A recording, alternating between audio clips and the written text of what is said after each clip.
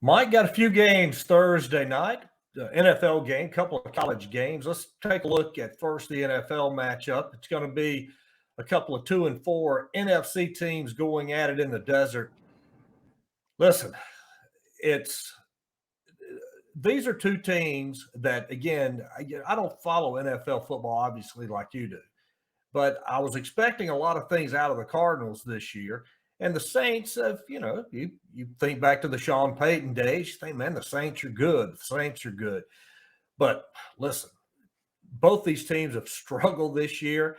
But the crazy thing is, the loser, you would think, would be out of contention for the playoffs. But no, the leaders of both those divisions are only 3-3. So no matter what happens here, both teams have still got a chance to get in the playoffs. Right. The NFL wanted parity, and right now parity looks like mediocrity. Seahawks, Rams, Niners, they're all 3-3 in the NFC West.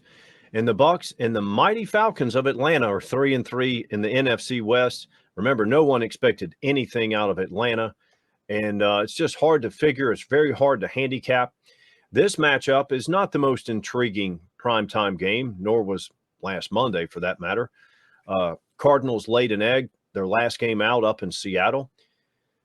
Kyler Murray is not elite, and I stand by my take when Kingsbury was hired and Murray was drafted. Kingsbury was a mediocre coach in college, and Coach Kyler Murray would not have been a first-round pick if Arizona didn't hire Kingsbury.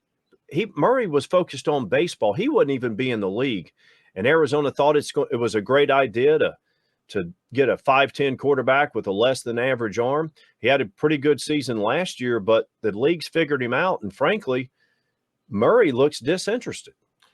There's a huge difference between being an elite college quarterback and an elite NFL quarterback. There are plenty of elite NFL quarterbacks that you really didn't hear a whole lot about in college. A lot of them performed, in kind of behind the curtain, so to speak. Nobody paid any attention to them. They were like, oh yeah, they play quarterback for so and so, and then all of a sudden, here they are.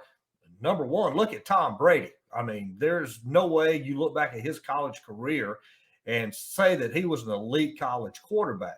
You never expected him to do what he's done in the pros. So there's a huge difference in classifying an elite college quarterback, which Kyler Murray actually was, with hands down, but not in the NFL. Yeah, and to your point, Tony Romo, you go back, Bubby Brister, Terry Bradshaw, all those guys went to smaller colleges. They weren't elite, but they had the measurables, right?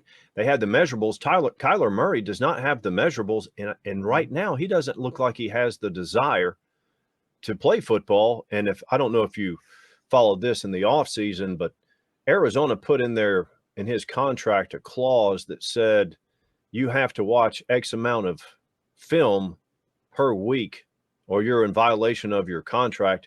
And that tells the whole world, hey, we don't think you're doing your job.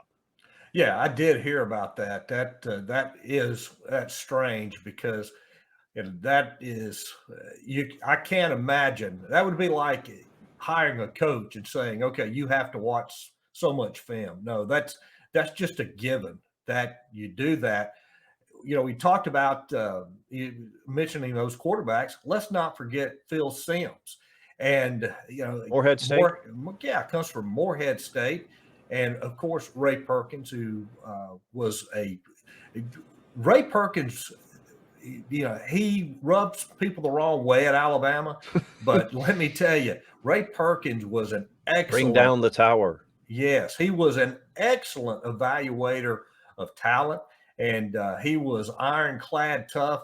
And, I really think that's one – you needed somebody like that to come in to Alabama after Coach Bryant. And Perkins was one of the few guys that had the rocks in his pants to stand up and do things the way he wanted to, and didn't kind of acquiesce back to Coach Bryant, even though Coach Bryant was his coach and he loved Coach Bryant and he respected Coach Bryant. But he was his own man. And so again, Ray Perkins was a great evaluator of talent. But Kyler Murray's really not the first. Let's look at Johnny Manziel, great college quarterback, but it just doesn't translate to success in the NFL.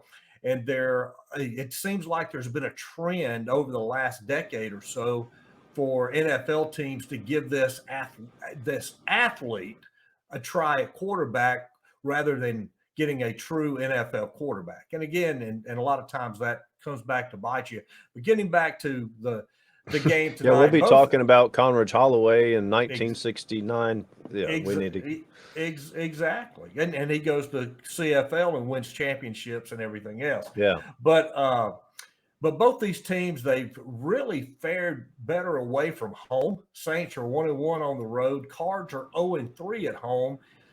I don't know, maybe the Saints have the edge here since they're on the road. No, seriously, and that's the way it's been for Arizona. And I don't know if let's see, in that game against Philly, it looked like the crowd was more of a Philly crowd. So they don't have, and when Dallas goes in there, it's Cowboy fans galore. So they don't have a big home field advantage. Primetime games as a whole in the NFL, Coach, it's been an under festival. Primetime unders are hitting 68%. For the season, all NFL games are hitting right at 61%. We both talk about it often. The public's going to pull for points. They don't want punts. They don't want to pull for fumbles and interceptions. They like to, root for points. But, and they want to bet the over, but the built-in value is on the under. I think I would have a small lean here, but I'll probably pass. Couple of Thursday night college football games. Virginia at Georgia Tech, ACC matchup. Of course, Jeff Collins was released a few weeks ago, and the Yellow Jackets, they seem like a different team under Brent Key. Now, Key was the O-line coach under Saban at Alabama, but he is a Georgia Tech ex-player and alum. Virginia, 3-3 under Tony Elliott in his first year after coming over from being the OC at Clemson and part of all those great championships there. So both of these coaches, they know what it takes to be an elite program, but the challenges that you have at Georgia Tech and Virginia, the environment's just a lot different than it is at Clemson and Tuscaloosa. Yeah, you have recruiting hurdles, academic standards at Virginia and Georgia Tech. They're a big issue. And a specific case, let's take a look at one of Georgia Tech's best players from 2021. Running back Jahmyr Gibbs, he transfers to Alabama. So the chasm of the haves and the have-nots continues to grow. So even when you get it right, you recruit a Jahmyr Gibbs, you develop a Jahmyr Gibbs, although I think he came in pretty much developed. The kid looks like an elite athlete. And then you do all those things right, and then they leave for elite program. So also, I know Jeff Collins is a friend and I think a former colleague of yours. And he had a lot of challenges and hurdles to overcome, but this is a case of a team needing a change. Maybe it wasn't Collins' fault, but the coach gets fired and then Tech goes on the road. They win as a 3-touchdown dog, and then they validate that win with a win over Duke. Well, anytime that the players, and you know this, forget all this crap that coaches say and players about, we don't listen to the radio, we don't read the papers, we don't do this, or I guess you don't read the papers anymore, you just read the internet.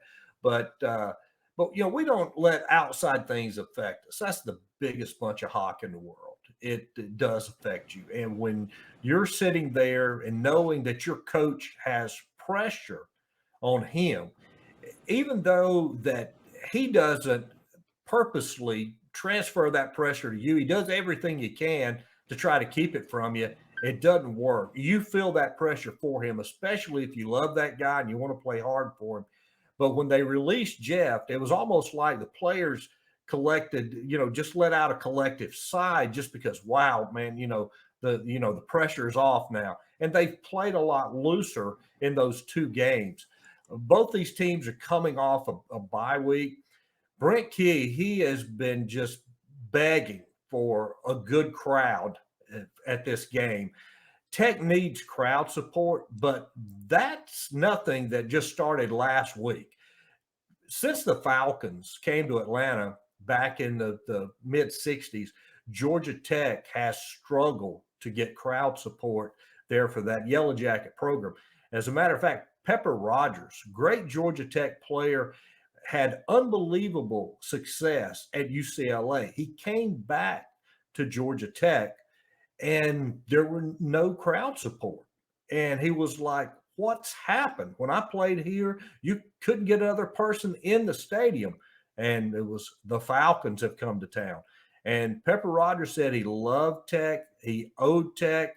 He wanted to come back and be the coach. He said, but professionally, had he known exactly what he was walking into as far as crowd support and community support in that program, he said he would have stayed at UCLA.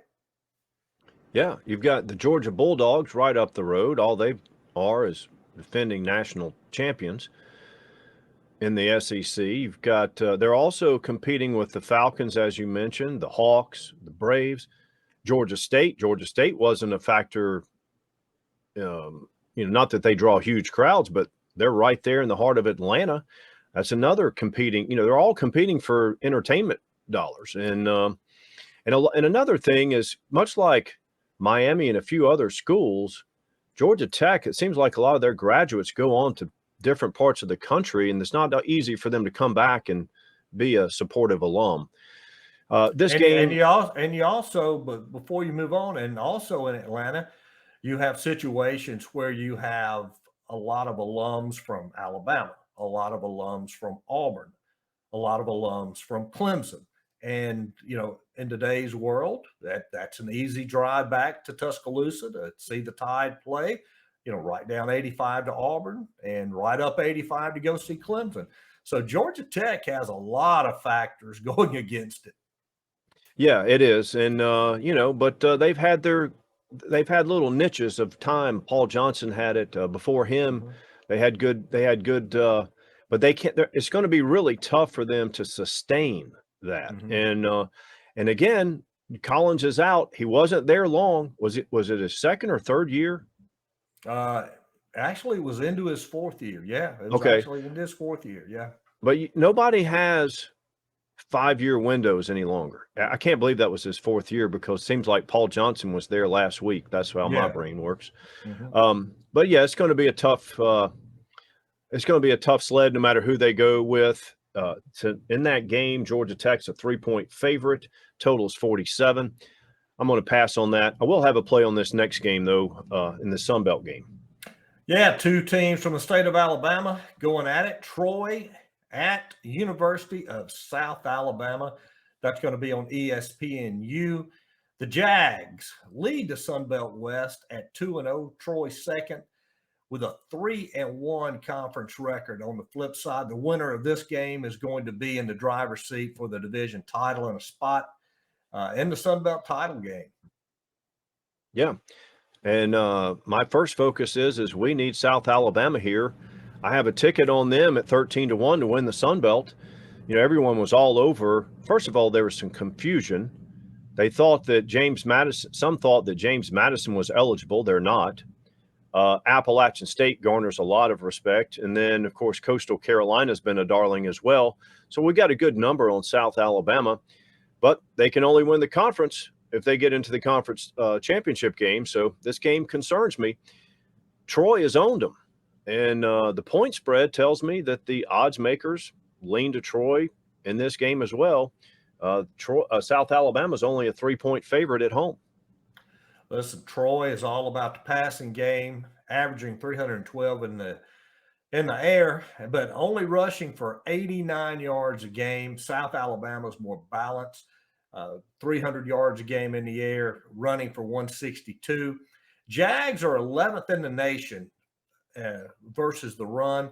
Troy doesn't rely on the running game. You know me, I'm a defensive guy. I think it all starts with running the football and stopping the run. And South Alabama, to me, they're in a good spot right now. Well, I hope they pull it out. It's a tough handicap, this particular game.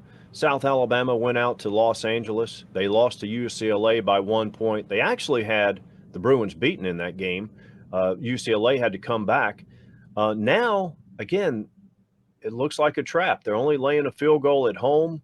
Point spread says Troy is the play, but I'm going to pull for South Alabama, and I'm also going to play under the total here. Yeah, the South Alabama game at UCLA, and it kind of two things trigger me on that. We're talking earlier about Georgia Tech and not giving coaches a time window. UCLA, they were patient with Chip Kelly, and it's paid off this year. Of course, they're undefeated. They could very easily have one loss and should. I will never understand the fake field goal call with South Alabama out there at that juncture of the game, especially. But, on the Sun Belt, right, we talked about it earlier with Appy State and Georgia playing last night. The Sun Belt is just a hard conference to read right now. Yeah, you look at the records and the standings, they're still doing divisions. Many of the conferences are no longer doing divisions. And in fact, again, we're going to get away tangential here, but the Pac-12, they got rid of their divisions, and I think it should help them in their chances. But to the Sun Belt, especially in these primetime standalone games, they know it's a showcase. That's why they have them.